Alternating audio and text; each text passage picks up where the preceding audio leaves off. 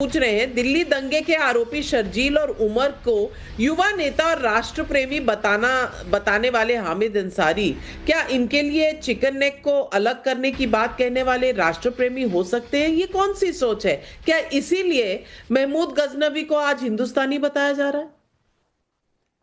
नमस्कार नाविका जी, और आपके दर्शकों को और मेरे फेलो पैनलिस्ट को भी नमस्कार। देखिए, बहुत ही इम्पॉर्टेंट डिबेट यहाँ पे चल रही है, बहुत कुछ सीखने को मिल रहा है।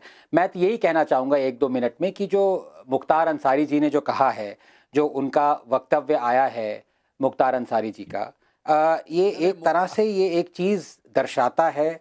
सॉरी, माफ़ कीजिएगा, हमीद अंसारी जी, सॉरी, मुख्तार वैसे दोनों रिश्तेदार वो एक ही फैमिली है, मैं कंफ्यूज हो गया। फैमिली एक है, ये बात आपकी सही है, फैमिली एक है। हाँ, माफ कीजिएगा, एक ही फैमिली है। हाँ, माफ कीजिएगा, फैमिली एक है। और हमीद अंसारी जी ने भी एक टेररिस्ट को अवार्ड दिया, पीएफआई चीफ को, अबू बकर को। हाँ, सुन लीजिए। हाँ, नहीं, अब मैं कंफ्यूज हो जाऊं, एक ही फैमिली के दो लोग हैं, अब उसमें आप मुझे दोषी ठहराएंगे, मुझे माफी चाहता हूं। देखिए नाविका जी, ये बहुत ही एक तरह से जिसे कहते हैं दर्दनाक डिबेट है। मैं इसको क्यों कहता हूं दर्दनाक? क्योंकि मेरा ये मानना है कि देश कमजोर होते हैं अपने इतिहास से नहीं, देश कमजोर होते हैं जिस तरह से उनको अपना इतिहास पढ़ाया जाता है। और पिछले 70-75 सालों से हमें ये पढ़ाया गया है कि हमारे जो हीरोज हैं वो विलेन हैं और हमारे जो विलेन हैं वो हीरोज हैं। मैं आपको बताता हूं मेरे हीरोज कौन है। आधे लोग जो पैनल में उनको इनके नाम भी नहीं पता होंगे। मेरे हीरोज हैं एपीजे अब्दुल कलाम, मेरे हीरो हैं अब्दुल हमीद, मेरे हीरो हैं ओबैद सिद्दीकी, पूछिए कौन है ओबैद सिद्दीकी। मेरे हीरो हैं सलीम अली, पूछिए कौन है सलीम अली। मेरे हीरो हैं अजीजुल हक, पूछिए कौन है अजीजुल हक। पर इनको पता क्यों नहीं होगा? क्योंकि इनके हीरो हैं बाबर, महमूद गजनवी, औरंगजेब, बख्तियार खिलजी। ये प्रॉब्लम है इस देश में। जो हीरो थे उनको विलन बना दिया, जो विलन है उनको हीरो बना दिया। अब एक पैनलिस्ट ने पूछा, अतीकुर रहमान साहब ने, माफ कीजिएगा मैं उनको देख नहीं पा रहा हूं, कि इनको औरंगजेब में कोई अच्छाई नहीं दिखती। तो भैया हिटलर में भी अच्छाई ढूंढ लो, वाटर कलर आर्टिस्ट था। कह दो, भूल जाओ कि उसने 6 मिलियन जूस को गैस चेंबर में दफना दिया, मार दिया। वो बहुत अच्छी वाटर कलर पेंटिंग करता था, उसने भी हाईवेज बनाए। ये बोल दीजिए। देखिए, आनंद रंगनाथन जी, आप इतने आश्चर्यचकित क्यों हैं? बुरहान वानी में भी तो इन्हें दिखा था ना, मैथ्स टीचर का बेटा दिखा था ना। तो फिर स्कूल टीचर का बेटा था।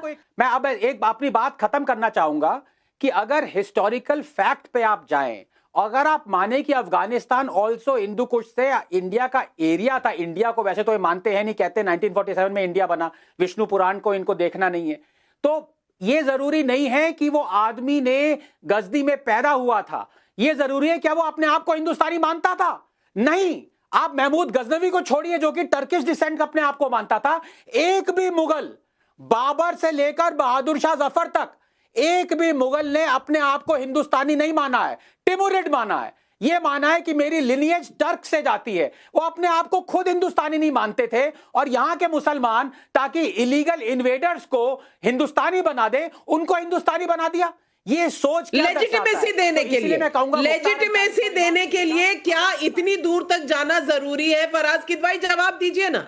हाँ नाविका जी, देखिए मैं एक बात ये बोल रहा हूं कि अभी आपने बात की कि इस देश में जो है वो बहुत सारे लुटेरे आए और उन्होंने हिंदू मंदिरों को तोड़ा और तमाम चीजें। हाँ सही है, मैं आपकी इस बात से बिल्कुल सहमत हूं कि इस देश के ऊपर बहुत सारे आक्रमण हुए, हिंदू मंदिरों को तोड़ा गया।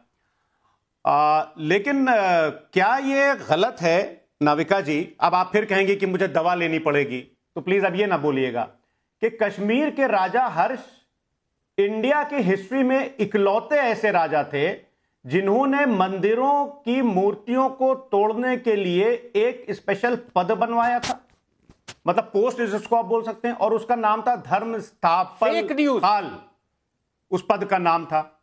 तो क्या है, मैंने सुनिए तो अब, अरे नविका जी सुनिए, तो मेरा कहने का मतलब यह है कि जैसे मैंने अभी शुरुआती अपने उसमें बोला था कि इतिहास से हम सबक लेकर के आगे सीखेंगे, आगे बढ़ेंगे, या हम इतिहास के बेसिस पर बदला लेंगे, जैसा भी कुछ दिन पहले कहा गया। एक बात और कह के ये इतिहास तो अपनी जगह था।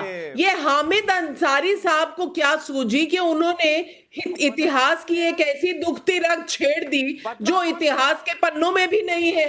सुधांशु त्रिवेदी, ये इतिहास को छेड़ने का इल्जाम भी क्या आप ही के सर आएगा? देखिए, एक बात बहुत स्पष्ट करें, जो अभी आनंद रंगनाथन ने भी जिसकी तरफ इंडिकेट किया था, एक महत्वपूर्ण फैक्ट है। मुगल दरबार में जानते हैं क्या स्थितियां थी? जो टॉप की रैंकिंग थी वो ईरानियों को और तुरानियों को मिलती थी। यानी नंबर 1 पे टर्किश, उसको तुरान कहते थे, फिर ईरानी, उसके बाद वो लोग ये मानते थे फिर भी वो हिंदू राजाओं को कुछ पोजीशन दे देते थे, और जो मुस्लिम थे भारत के उनको वो सबसे निम्न मानते थे।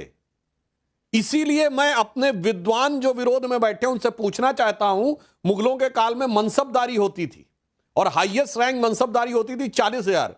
किसी भारतीय मुसलमान को 40,000 की मनसबदारी दी हो तो बताइए, आज कितना बड़ा दुख है। अरे जिसने तुम्हें कन्वर्ट किया, जिसने तुम्हारी बेइज्जती की, जिसने आपको किसी लायक नहीं समझा, और आज आप उसके झंडा बरदार, फरमा बरदार बन के बैठे हुए हैं। मुझे नहीं लगता कि इससे ज्यादा बेइज्जती हो सकती। और आज मैं विनम्रता से कहता हूं, जिस शरिया कानून को भारत ने मान्यता दे रखी है, और राहुल गांधी जी ने अपने जमाने में बाबा साहब अंबेडकर के संविधान को शरिया स्क्रिप्ट में कन्वर्ट किया है, उसमें जो मुस्लिम विवाह का कानून है, मजमूमे कानूने इस्लामिया, उसमें जाके पढ़िए क्या क्या लिखा है कि ये अरबी हैं और ये अजमी हैं। यानी हिंदुस्तान के मुसलमान को अजमी लिखा है, जो अशराफ हैं वो अरबी हैं, और इनकी शादी उनसे नहीं हो सकती। ये ऊंचे हैं वो नीचे हैं। अफसोस, इसे कहते हैं शिकस्त खुरदार, मस्क शुदा जहनियत। यानी इतनी दबा दी गई है जहनियत कि कोई उससे उबरना नहीं चाहता। तो मैं भारतीय मुसलमानों से कहूंगा, उठो, देखो। जैसे डॉक्टर आनंद रंगनाथन ने कहा, संयोग से तो ये साइंस की उस विधा के जानकार भी हैं। आज भारत का कोई मुसलमान मुगलों की डिसेंडेंसी, उनकी मां मंगोल बाबर की और बाप उज्बेक था। आज मैं चैलेंज के कहता हूं, टर्किश, मंगोलिश, कोई डीएनए कनेक्शन किसी मुसलमान का नहीं मिलेगा। जीनोम सीक्वेंसिंग अपनी अपनी जाके करवा लें। मगर क्या बताएं, ये जो पॉलिटिकल जीनोम सीक्वेंसिंग है, ये जो सेकुलर जीनोम सीक्वेंसिंग है, वो नहीं मानेगी, वो लड़ाते हुए रखेगी। चाहे कितनी बेइज्जती होकर लड़ना पड़े, मगर हम लड़ते रहेंगे और इतिहास के गड़े मुर्दे उखाड़ते रहेंगे कि शायद इन्हीं को उखाड़ कर मोदी को उखाड़ने का कुछ मौका मिल जाए, भले ही उस उखाड़ पछाड़ में खुद भी उखड़ जाए। सवाल हमने एक स्नैप पोल के जरिए पूछा। एक तरफ आक्रांताओं का महिमा मंडन, दूसरी तरफ घुसपैठियों का कथित संरक्षण क्या दिखाता है? 20,000 लोगों ने रिस्पॉन्ड किया। वोट बैंक के लिए कुछ भी करेंगे, 84% लोग कहते हैं। 13% बेवजह का मुद्दा बना रही है बीजेपी, कह नहीं सकते 3%। 84% लोग मानते हैं कि भाई वोट बैंक के लिए कुछ भी करेंगे, लेकिन ये कमबख्त वोट बैंक ऐसा है, आ ही नहीं रहा हाथ में। क्या करें? इसके लिए कुछ और मेहनत जरूरी है। यही है आज सवाल पब्लिक का। For more of such videos, do like, share and subscribe to ET Now Swadesh.